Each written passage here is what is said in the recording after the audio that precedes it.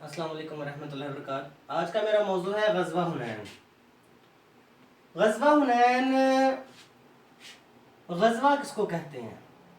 غزوہ اسے کہتے ہیں کہ جس جہاد کے اندر محمد رسول اللہ صلی اللہ علیہ وسلم نے بذات خود شرکت کی ہو، یہ ہے غزوہ۔ اور ایک ہے سریہ۔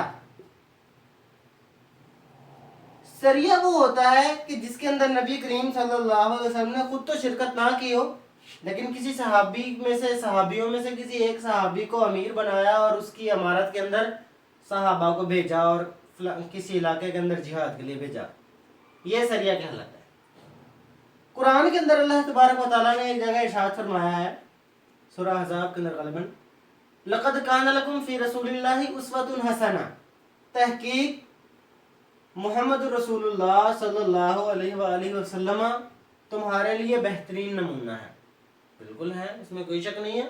اگر آپ دیکھیں تو زندگی کے اندر نبی صلی اللہ علیہ وسلم کے بچپن سے لے کر وفات تک جتنے بھی کام کیے ہیں، آپ دیکھیں، بکریاں چرا کر دکھائیں، ٹھیک ہے، اپنے کپڑوں کے اوپر پیوند لگا کر دکھایا، اس کے بعد کھانا بنا کر دکھایا، گھر میں کام ساتھ مل کر کروایا، صفائیاں کر کے دکھائیں، مسجد نبوی کی بنیاد رکھ کے دکھائی، ٹھیک ہے، 3 دن تک گھر میں چولہا نہیں چلا، غریبی کے یہ دن دکھائے اور امیری کے یہ دن دکھائے کہ بکرے کی ران جو ہے وہ بھون کر دکھائی۔ یہ بڑے سے بڑا بادشاہ بھی اگر اچھے سے اچھا کھانا کھائے گا تو بکرے کی ران گوشت دکھائے گا بھون کر، اس سے زیادہ کیا کھائے گا؟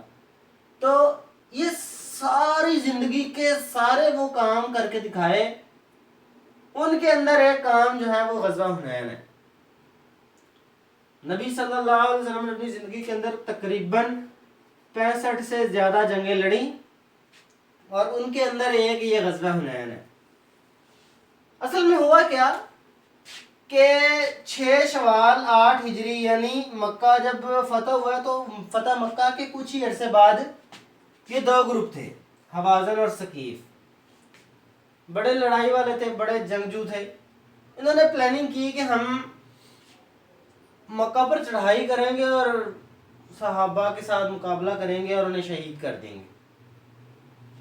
جب نبی صلی اللہ علیہ وآلہ وسلم کو اس بات کا علم ہوا تو انہوں نے ان کے خلاف تیاری کی تو تقریباً 10,000 کا لشکر، 10,000 کا لشکر جو ہے وہ صحابی تھے جو مکہ فتح کے لیے آئے تھے، یعنی مکہ فتح کر لیا تھا، اس فتح کے اندر مدینہ سے ہجرت کر کے مدینہ سے آئے تھے، اور باقی جو 2,000 کا لشکر ہے وہ مکہ کے اندر اکثریت مسلمانوں والے تھے، یعنی مکہ کے اندر ایسے لوگ تھے جو مسلمان تھے، ان 2,000 کو اور 10,000 کو 12,000 کا لشکر لیا اور مقابلے کے لیے آئے۔ جب یہ غزوہ حنین ایک مکہ سے تقریباً کوئی 40 کلومیٹر کے فاصلے کے اوپر ایک وادی ہے، جب صحابہ یہاں پہنچے نا اس حنین کی وادی کے اوپر، تو ان قبیلے والے نے کیا کیا، یہ گھات لگا کے بیٹھے گئے۔ انہوں نے اچانک جو ہے مسلمانوں کے اوپر حملہ کیا، جس کے اندر بہت سارے صحابہ شہید ہوئے۔ اصل میں یہ بات سورہ توبہ کے اندر اللہ تبارک تعالیٰ فرماتا ہے کہ صحابہ کو کیا ہوا جب انہوں نے تعداد کو دیکھا نا کہ جی 12,000 کی تعداد ہے، ہمارے پاس بڑی طاقت ہے، ہم بڑے جنگجو ہیں۔ اللہ تبارک تعالیٰ نے ان کی یہ بات پسند نہیں آئی۔ اللہ تعالیٰ نے ان کی اس بات کا ان کو بتانے کے لیے کہ تمہاری تعداد، تمہاری طاقت تمہیں فائدہ نہیں دینے والی، بلکہ تمہاری ایمانی قوت، تمہارا ایمان تمہیں فائدہ دینے والا ہے، تم اللہ تعالیٰ سے کتنا ڈرنے والے ہو، تمہارا اللہ کے اوپر کتنا یقین ہے، یہ چیز تمہیں فائدہ دینے والی ہے۔